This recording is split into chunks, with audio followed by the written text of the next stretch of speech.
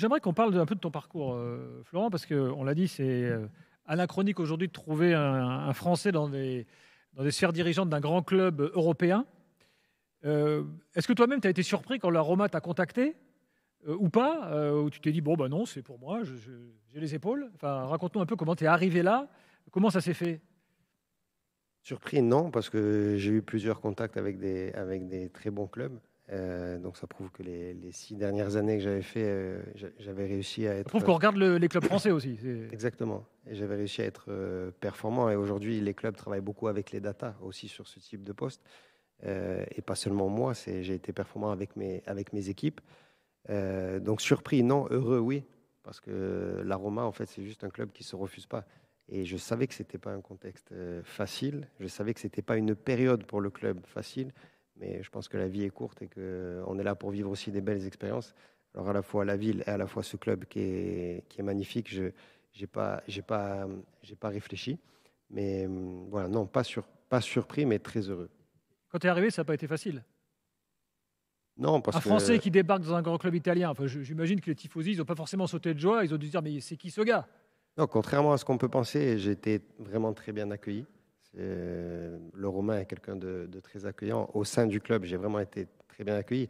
Et après, on l'a dit, il y a une exigence qui est folle. Donc évidemment, si je fais un travail qui n'est pas au niveau, ben, je sortirai. Mais aujourd'hui, je veux prouver qu'on peut structurer le club. Et c'est un club qui a besoin de retravailler sur ses fondations. C'est ce qu'on est en train de faire. Ce n'est pas des choses qui sont visibles aujourd'hui, mais qui, j'espère, porteront... Ça veut dire que là, les le chantiers que tu as menés jusque-là, on parle de quoi? De recrutement? On a déjà reconstruit toute la cellule recrutement. On est Ouais. reparti de zéro. On travaille sur l'académie. On travaille les féminines qui sont aussi dans ma responsabilité, mais aussi sur le staff qui a déjà pas mal bougé en quelques mois. Et évidemment, là, il y a des choix qui sont primordiaux, qui sont fondamentaux. Et le prochain entraîneur sera un de ces choix-là. Et moi, ce qui me plaît, c'est de bâtir, c'est de construire. Ma plus grande fierté dans mes anciens projets, c'est qu'une fois parti, parce que je ne suis pas resté 10 ans non plus, ben, le club, il a performé. J'ai quitté Lens, aller en Ligue des Champions. Ça prouve que ce qu'on construit, parce que notre métier, il n'est pas à court terme, il est à moyen terme. J'ai quitté Nice. En tout cas, ils sont en position aussi de se qualifier en Ligue des Champions. Et c'est de ne pas construire quelque chose dans lequel tu es indispensable. C'est de construire une organisation qui est forte. Je crois beaucoup à la force de l'organisation. Et c'est ce qu'on est en train d'essayer de bâtir en toute humilité. Alors, quelle est la durée de vie d'un directeur sportif? Parce que finalement, à Nice, tu as fait 2 saisons. Lens, 3. C'est pas très long. Les coachs, c'est 1 an et demi. C'est 18 mois la durée de vie en moyenne. Parce que donc maintenant, il y a aussi un mercato du directeur sportif. Oui, bien sûr, ce qui n'existait pas avant. Oui. Donc là, ça veut dire que toi, quand tu te fixes des objectifs, tu te dis là, je travaille avec un plan sur 2 ans, 3 ans. C'est difficile à quantifier parce que... On est parti sur un plan de 3 ans. Après, si je peux faire 10 ans à Rome, je serai l'homme le plus heureux. Si je peux devenir plus romain que les Romains. Mais bon, il va falloir pédaler.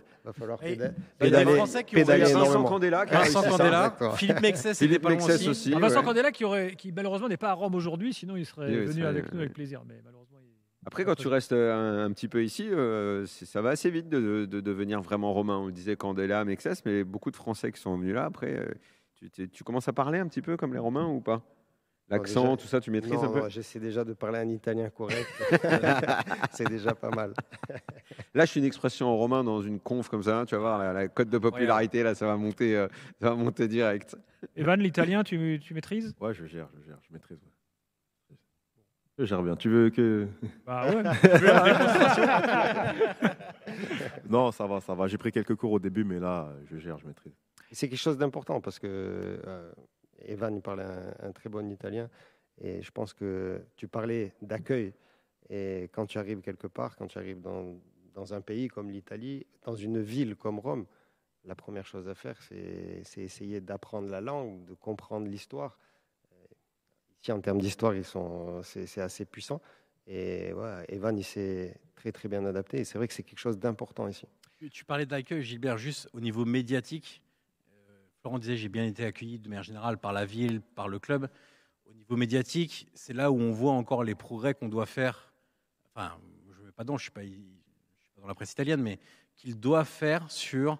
on demandait à Florent de faire des interviews en italien au bout de 2 semaines.